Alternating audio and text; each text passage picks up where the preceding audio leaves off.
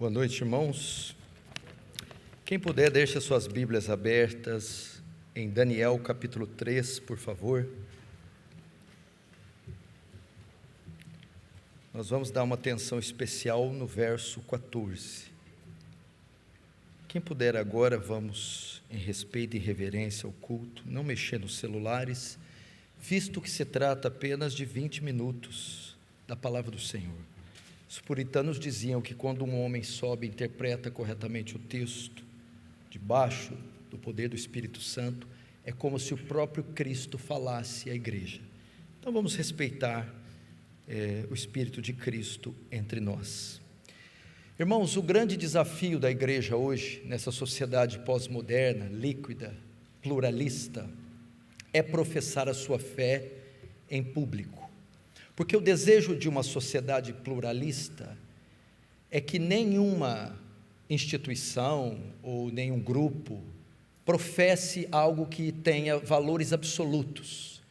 Tudo então que tende a se dizer verdade absoluta ou professar valores, conceitos absolutos, para essa sociedade pluralista, vai ser obrigado a privatizar a sua fé, ou privatizar a sua ideia, o seu conceito. E para nós que defendemos valores absolutos, essa sociedade trabalhará para nós privatizarmos esses valores e essas verdades. Podemos encontrar isso no texto de Daniel, capítulo 3. Preste atenção. A Babilônia era o império predominante da época. Em 600 a.C., invade Jerusalém e deporta pessoas para a Babilônia. Mas preste atenção, não são só pessoas, são categorias de pessoas. Entre elas, estudantes, artesãos, militares, cientistas. E isso tinha um propósito, eram classes profissionais que foram levadas para a Babilônia e forçadas a viverem lá. Por quê? Qual a razão de a Babilônia ter escolhido um grupo tão seleto para ser deportado? Essa foi uma estratégia bem pensada de Nabucodonosor, subjugá-los através da aculturação. O que é aculturação? É o processo de modificação da cultura de um indivíduo, grupo ou povo, adaptando ele a uma outra cultura.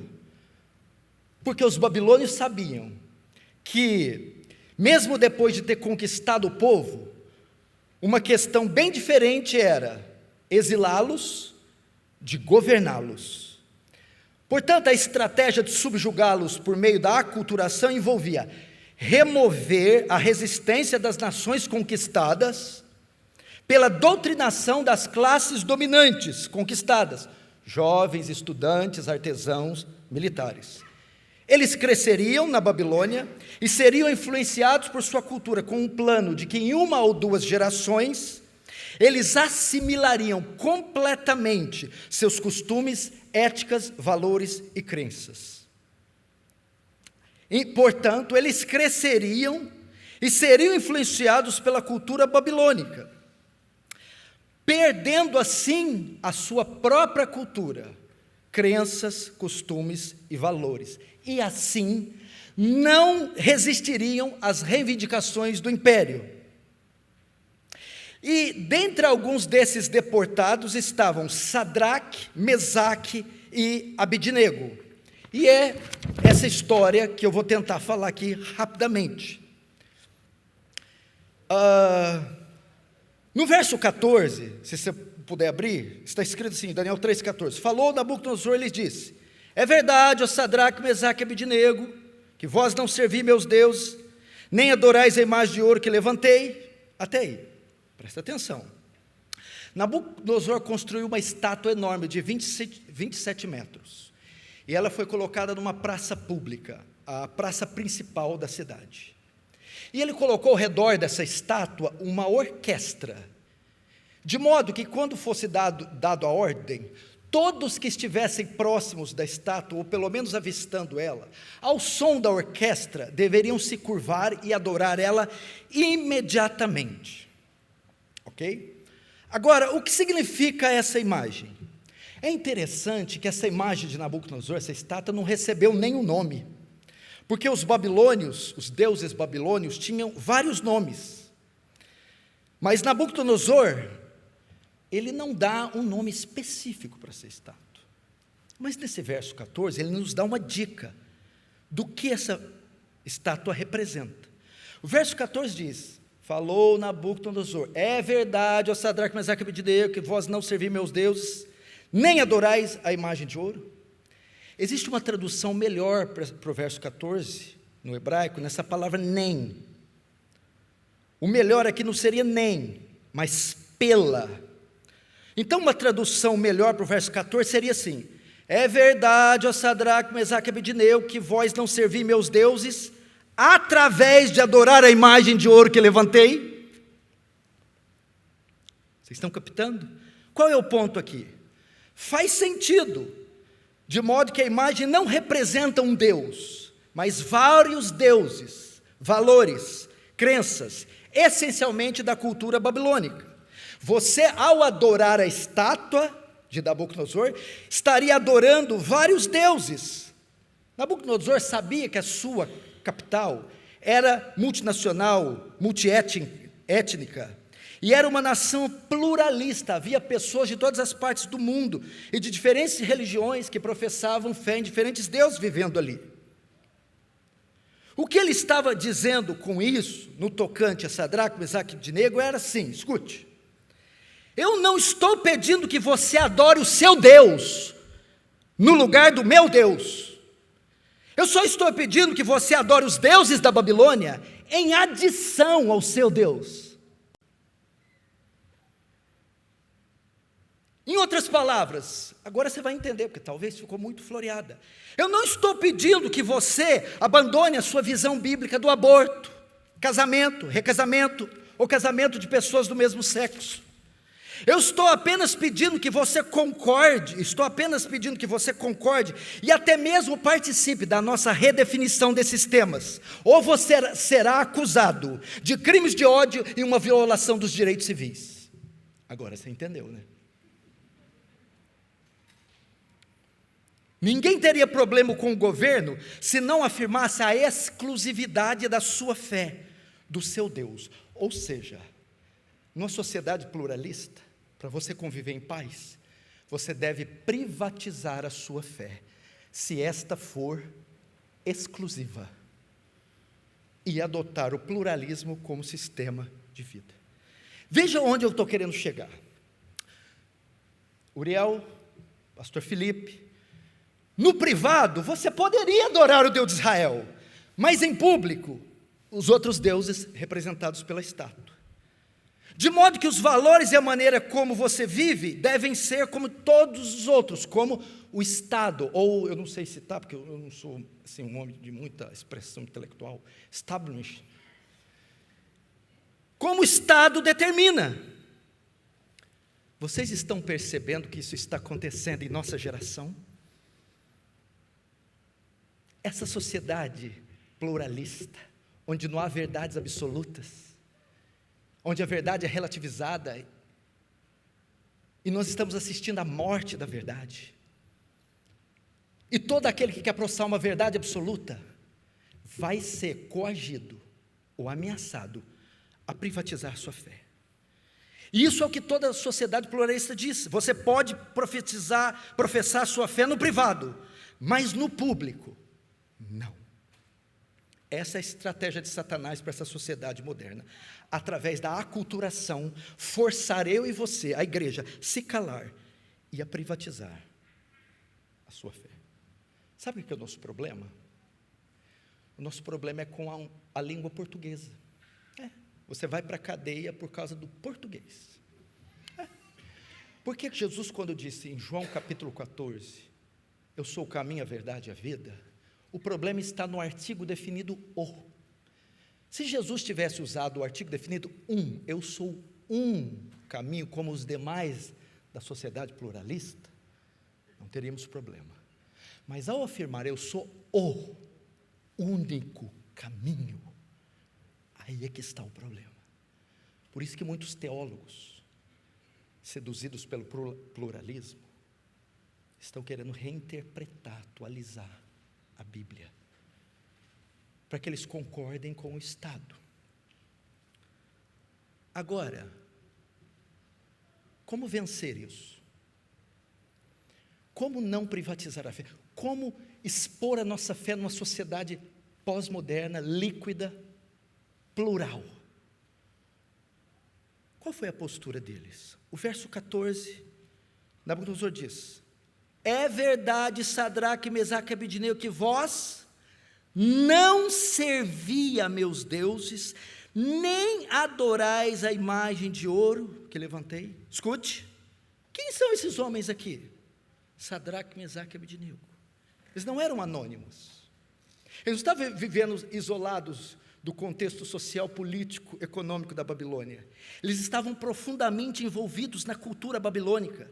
Eles receberam instruções e foram colocados em cargos públicos. E como qualquer outro na Babilônia, esperavam que pela aculturação, a pressão do Estado, eles privatizassem sua fé. Nabucodonosor esperava que eles se moldassem à sociedade e apoiassem os seus planos e cedessem assim à cultura babilônica. Qual foi a resposta deles diante das ameaças do pós-modernismo da época? Porque ele é um conceito da década de 80 para cá, mas ele está inserido desde que o mundo é mundo. Irmãos, esses homens, quando solicitados a privatizarem a sua fé, responderam com um autêntico, enfático não. Não. Eles não se curvaram. Quando dizem, é verdade que não servia meus deuses, eles estão dizendo, não. Nós não, ao som da gaita de foles, da cítara, ao som dos instrumentos, eles não se curvaram, eles não privatizaram a sua fé. E é isso que nós necessitamos hoje, coragem. Vivemos em uma nação que conta com pigmeus espirituais, anões espirituais. Falta coragem. Nós vivemos uma nação que não há mártires. A fé cristã, ela ficou condicionada a um ambiente privado. E as pessoas têm medo de professar a sua fé. Nós devemos imitá-los nessa sociedade pluralista que nos obriga a fazer o mesmo, porque Jesus disse, vós sois o sal da terra e a luz do mundo. O que você acha que ele está querendo dizer com isso? Sal não recebe sabor, sal dá sabor. Sal em pouca quantidade influencia grande quantidade de alimento. Um só homem, no interior da Alemanha, virou a Europa de pernas para o ar. Lutero, com as suas teses, com seus hinos, e com a tradução da Bíblia. Veja o que Calvino fez, ao ponto de ser expulso de Genebra. Veja o que um homem de Tarso da Cilícia, ele virou a bacia do Mediterrâneo toda de pernas para o ar sozinho, e se recusou a privatizar sua fé. Veja o que Pedro diz quando foi ameaçado, não falar mais daquele nome. Ele diz, perguntai vós mesmos se convém obedecer a homens ou a Deus. E após ser açoitados, impostos em liberdades, foram pregar novamente. Entretanto, escuta aí, talvez você vai estar me indagando aí por dentro. Eu não tenho dom de revelação não, mas eu posso inferir. Mas havia consequências. A fornalha. E hoje estamos vendo isso, o chamado crime de opinião. Você não pode agora expressar seu pensamento, sua ideia, seus valores. É claro, desde que sejam absolutos. Não use o artigo definido o, a. Pode usar um. Senão, você vai ter a fornalha. Aí detalhe, 7 vezes mais quente. No caso da igreja, é mais severa a punição, a perseguição. E Sadraque, Mesaque e Abednego? Quanto a isso, Nabucodonosor, nem precisamos te responder. Nem passou pela cabeça deles um segundo sequer negar a fé deles. Recuar, eles não cederam 1 milímetro de espaço para o inimigo. Quanto a isso, nem necessitamos te responder. Isso seria impensável. Meu Deus, eram jovens que estão aqui entre 14, 17, 18 anos. Nem pensaram. Portanto, eles não se importaram com as consequências. A pergunta é: estamos resistindo à pressão da aculturação ou privatizando a nossa fé? Eu não vou comentar determinado assunto. Eu não vou me posicionar com determinado tema. Lembra de Paulo? Em Atos 17, ali no Ágora, com os epicureus estoicos, vamos dizer que seria o pós-modernismo da época, o hedonismo, o pragmatismo, os ismos ali presentes. O que Paulo fez? Foi na praça, foi onde tinha púlpitos. Ele foi lá professar Cristo e este crucificado. Ele estava na terra de Sócrates, Platão, Aristóteles, Péricles, Epimênides, a terra do saber, das artes. E ele vai dizer: Deus não levando em conta o tempo da ignorância. Sabe o que ele está falando, pastor? Os homens mais sábios do mundo eram ignorantes. Deus foi mal, mas assim, deixa eu te dizer uma coisa: Deus não leva em conta o tempo da ignorância. Imagina os gregos. O quê? Porque visto que o homem, pelo seu conhecimento, pela sua própria sabedoria, jamais chegou ao conhecimento de Deus, mas aprove a Deus salvar o homem pela loucura da pregação. Ou seja, Paulo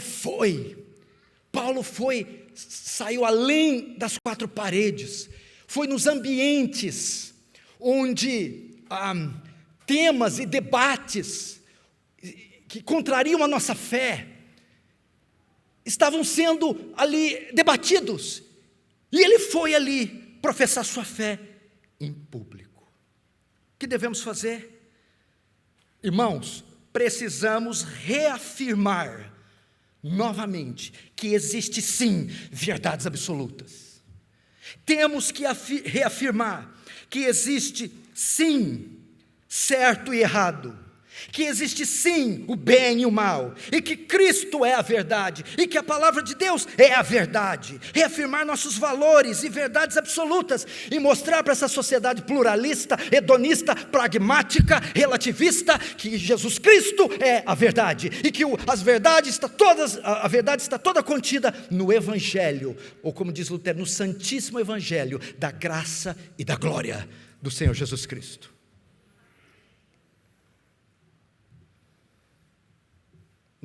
Não está claro que as antigas questões da Babilônia são as nossas?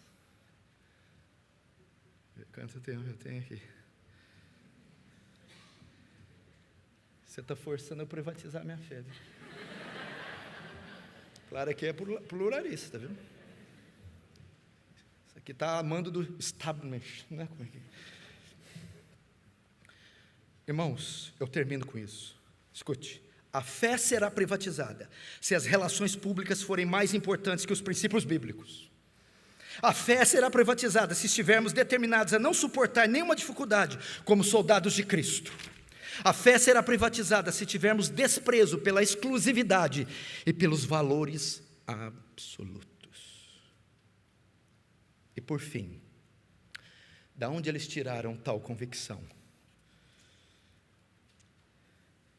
Eles, quando disseram no verso 17, se o nosso Deus a quem servirmos quer nos livrar, Ele nos livrará. Sabe o que é isso? Eles tinham uma convicção tal, que nós estamos falando de uma sentença de morte, de uma execução, uma fornalha. Quando disse o nosso Deus, essa convicção vinha do conhecimento do ser de Deus. O problema com essa geração nossa pífia, mimada, anêmica, que respira por aparelhos, é que o Deus que ela professa, sua fé, é um Deus criado com a mente, é um Papai Noel da previdência, não é o Deus das Escrituras. Precisamos urgentemente a um retorno dos estudos da supremacia de Deus, dos decretos de Deus, a soberania de Deus, a imutabilidade de Deus, a imensidão, a infinitude, a graça, a ira, a santidade, a onipotência, a onisciência, a onipresença, espiritualidade, unidade, solidão de Deus. E a hora que nós conhecemos esse Deus, cujas palmas das mãos medem o universo tem 90 bilhões de diâmetros de anos-luz, significa se colocar uma nave espacial para correr de uma ponta do universo até a outra, na velocidade da luz, 360 mil quilômetros por segundo, ela vai demorar 90 bilhões de anos para chegar lá. E Ele mede os céus a palmos, numa linguagem antropomórfica. Sabe quantos litros de água tem no Oceano Índico, Atlântico, Pacífico? Você conhece milhão. Vamos lá, 1 milhão, 1 bilhão, 1 trilhão, 1 quatrilhão, 1 quintilhão, 1 sextilhão, 1 septilhão, 1 octilhão de litros d'água. A Bíblia diz que Deus coloca o Atlântico, o Índico, o Pacífico na concha da sua mão.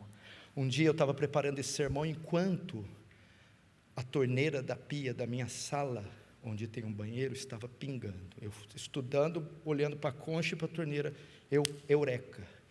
Botei minha mão debaixo da torneira. Falei, vamos ver quantas gotas de água cabem na minha mão. Eu contei 37. Para Deus, 1 octilhão de litros d'água, Atlântico, Pacífico, Índico, equivale-se a 37 gotas de água. Como não ter convicção num Deus desse? Essa é a minha palavra. Deus abençoe. Não privatize a sua fé. Deus seja louvado.